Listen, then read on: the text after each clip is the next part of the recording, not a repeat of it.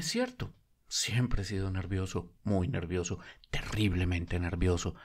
Pero, ¿por qué afirman ustedes que estoy loco? La enfermedad había agudizado mis sentidos en vez de destruirlos o embotarlos, y mi oído era el más agudo de todos. Oía todo lo que puede oírse en la tierra y en el cielo. Muchas cosas oí en el infierno. ¿Cómo puedo estar loco entonces? Escuchen y observen con cuánta cordura, con cuánta tranquilidad les cuento mi historia. Me es imposible decir cómo aquella idea me entró en la cabeza por primera vez. Pero una vez concebida me acosó noche y día.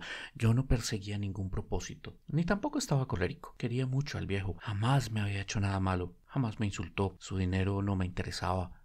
Me parece que fue su ojo. Sí, eso fue. Tenía un ojo semejante al de un buitre, un ojo celeste y velado por una tela. Cada vez que lo clavaba en mí se me helaba la sangre y así, poco a poco, muy gradualmente, me fui decidiendo a matar al viejo y librarme de aquel ojo para siempre. Presten atención ahora. Ustedes me toman por loco, pero los locos no saben nada. En cambio, si hubieran podido verme, si hubieran podido ver con qué habilidad procedí, con qué cuidado, con qué previsión, con qué disimulo me puse a la obra. Jamás fui más amable con el viejo que la semana antes de matarlo. Todas las noches, hacia las 12, hacía girar el picaporte de su puerta y la abría, oh, tan suavemente. Y entonces, cuando la abertura era bastante grande para pasar la cabeza, levantaba una linterna sorda, cerrada, completamente cerrada, de manera que no se viera ninguna luz, y tras ella pasaba la cabeza. Oh, ustedes se hubieran reído al ver cuán astutamente pasaba la cabeza. La movía lentamente, muy lentamente, a fin de no perturbar el sueño del viejo. Me llevaba 1 hora entera introducir completamente la cabeza por la abertura de la puerta hasta verlo tendido en su cama. Es que un loco hubiera sido tan prudente como yo. Y entonces, cuando tenía la cabeza completamente dentro del cuarto, abría la linterna cautelosamente. ¡Oh, tan cautelosamente! Sí, cautelosamente iba abriendo la linterna, pues crujían las bisagras. La iba abriendo lo suficiente para que un solo rayo de luz cayera sobre el ojo del buitre. Y esto lo hice durante 7 largas noches, cada noche a las 12. Pero siempre encontré el ojo cerrado y por eso me era imposible cumplir mi obra, porque no era el viejo quien me irritaba, sino el mal de ojo. Y por la mañana, apenas iniciado el día, entraba sin miedo en la habitación y le hablaba resueltamente, llamándolo por su nombre con voz cordial y preguntándole cómo había pasado la noche. Ya ven ustedes que tendría que haber sido un viejo muy astuto para sospechar que todas las noches, justo a las 12, yo iba a mirarlo mientras dormía. Al llegar la 8ª noche, procedí con mayor cautela que de costumbre al abrir la puerta. El minutero de un reloj se mueve con más rapidez de lo que se movía mi mano. Jamás, antes de aquella noche, había sentido el alcance de mis facultades, de mi sagacidad. Apenas lograba contener mi impresión de triunfo. Pensar que estaba ahí, abriendo poco a poco la puerta y que él ni siquiera soñaba con mis secretas intenciones o pensamientos. Me reí entre dientes ante esa idea y quizá me oyó, porque lo sentí moverse repentinamente en la cama como si se sobresaltara. Ustedes pensarán que me eché hacia atrás, pero no. Su cuarto estaba tan negro como el petróleo, ya que el viejo cerraba completamente las persianas por miedo a los ladrones. Yo sabía que le era imposible distinguir la abertura de la puerta y seguí empujando suavemente, suavemente. Había pasado ya la cabeza y me disponía a abrir la linterna cuando mi pulgar resbaló en el cierre metálico y el viejo se enderezó en el lecho, gritando: «¿Quién está ahí?». Permanecí inmóvil, sin decir palabra. Durante 1 hora entera no moví un solo músculo y en todo ese tiempo no oí que volviera a tenderse en la cama. Seguía sentado, escuchando, tal como yo lo había hecho noche tras noche, mientras escuchaba en la pared los taladros cuyo sonido anuncia la muerte. Oí de pronto un leve quejido y supe que era el quejido que nace del terror. No expresaba dolor o pena. Oh, no, era el ahogado sonido que brota del fondo del alma cuando el espanto la sobrecoge. Bien conocía yo ese sonido.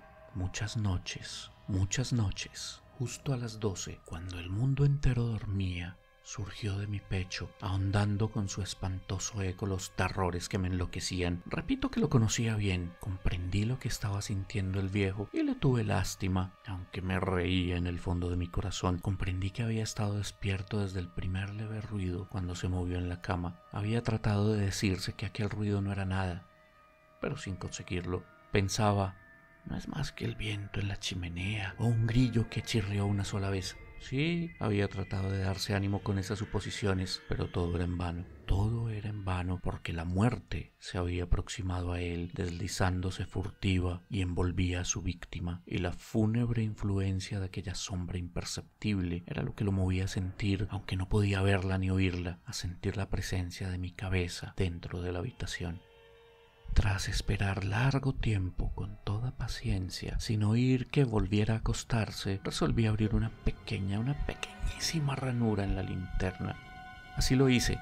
No pueden imaginarse ustedes con qué cuidado, con qué inmenso cuidado, hasta que un fino rayo de luz, semejante al hilo de la araña, brotó de la ranura y cayó de lleno sobre el ojo de buitre. Estaba abierto de par en par, y yo empecé a enfurecerme mientras lo miraba. Lo vi con toda claridad, de un azul apagado y con aquella horrible tela que me lava hasta el tuétano, pero no podía ver nada de la cara o el cuerpo del viejo, pues, como movido por un instinto, había orientado el haz de luz exactamente hacia el punto maldito. ¿No les he dicho ya que lo que toman erradamente por locura es solo una excesiva agudeza de los sentidos? En aquel momento llegó a mis oídos un resonar apagado y presuroso, como el que podría ser un reloj envuelto en algodón. Aquel sonido también me era familiar, era el latir del corazón del viejo. Aumentó más mi furia, como el redoblar de un tambor estimula el coraje de un soldado, pero incluso entonces me contuve y seguí callado. Apenas si respiraba. Sostenía la linterna de modo que no se moviera, tratando de mantener con toda la firmeza posible el haz de luz sobre el ojo. Entretanto, el infernal latir del corazón iba en aumento. Se hacía cada vez más rápido, cada vez más fuerte, momento a momento. El espanto del viejo tenía que ser terrible, cada vez más fuerte, más fuerte. ¿Me siguen ustedes con atención? Les he dicho que soy nervioso. Sí, lo soy. Y ahora, a medianoche, en el terrible silencio de aquella antigua casa, un resonar tan extraño como aquel me llenó de un horror incontrolable.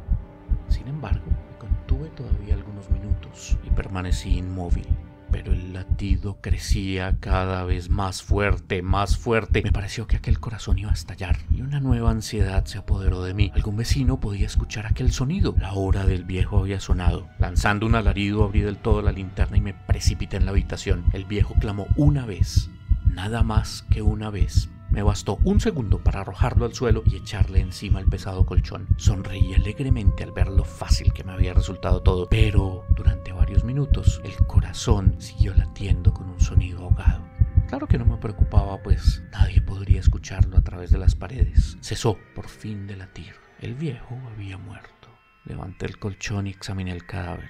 Sí, estaba muerto. Completamente muerto. Apoyé la mano sobre el corazón y la mantuve así largo tiempo. No se sentía el menor latido. El viejo estaba bien muerto. Su ojo no volvería a molestarme. Si ustedes continúan tomándome por loco, dejarán de hacerlo cuando les describo las astutas precauciones que adopté para esconder el cadáver. La noche avanzaba mientras yo cumplía mi trabajo con rapidez, pero en silencio. Ante todo, descuarticé el cadáver, le corté la cabeza, brazos y piernas. Levanté luego 3 planchas del piso de la habitación y escondí los restos en el hueco. Volví a colocar los tablones con tanta habilidad que ningún ojo humano, ni siquiera el suyo, hubiera podido advertir la menor diferencia. No había nada que lavar, ninguna mancha, ningún rastro de sangre. Yo era demasiado precavido para eso. Una cuba había recogido todo. Cuando hube terminado mi tarea eran las 4 de la madrugada, pero seguía tan oscuro como medianoche. En momentos en que se oían las campanadas de la hora, golpearon a la puerta de la calle. Acudí a abrir con toda tranquilidad, pues, ¿qué podía temer ahora? Hallé a 3 caballeros que se presentaron muy civilmente como oficiales de policía. Durante la noche, un vecino había escuchado un alarido, por lo cual se sospechaba la posibilidad de algún atentado. Al recibir este informe, en el puesto de policía habían comisionado a los 3 agentes para que registraran el lugar. Sonreí, pues, ¿qué tenía que temer? Di la bienvenida a los oficiales y les expliqué que yo había lanzado aquel grito durante una pesadilla. Les hice saber que el viejo se había ausentado al campo. Llevé a los visitantes a recorrer la casa y los invité a que revisaran bien. Finalmente, acabé conduciéndolos a la habitación del muerto. Les mostré sus caudales intactos y cómo cada cosa se hallaba en su lugar. En el entusiasmo de mis confidencias, traje sillas a la habitación y pedí a los 3 caballeros que descansaran allí de su fatiga, mientras yo mismo, con la audacia de mi perfecto triunfo, colocaba mi silla en el exacto punto bajo el cual reposaba el cadáver de mi víctima. Los oficiales se sentían satisfechos, mis modales los habían convencido. Por mi parte me hallaba perfectamente cómodo. Sentáronse y hablaron de cosas comunes mientras yo les contestaba con animación, mas al cabo de un rato empecé a notar que me ponía pálido y deseé que se marcharan. Me dolía la cabeza y creía percibir un zumbido en los oídos, pero los policías continuaban sentados y charlando. El sonido se hizo más intenso, seguía resonando y era cada vez más intenso. Hablé en voz muy alta para librarme de esa sensación, pero continuaba lo mismo y se iba haciendo cada vez más clara hasta que al fin me di cuenta de que aquel sonido no se producía dentro de mis oídos.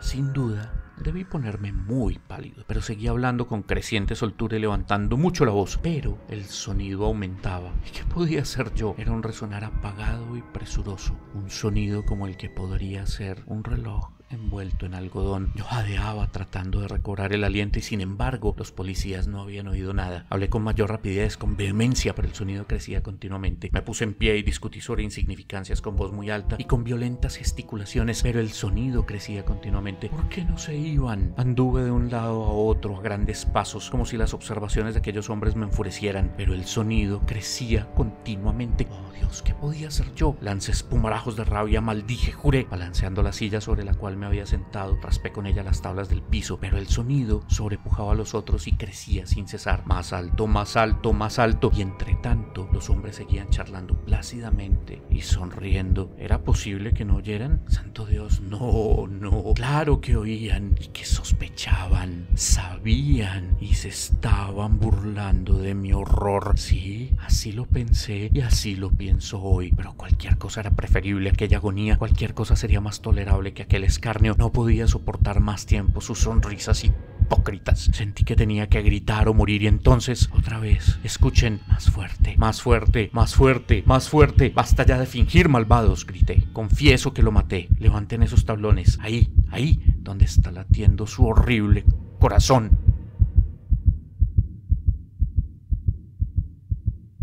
Esta noche hemos escuchado El corazón delator de Edgar Allan Poe.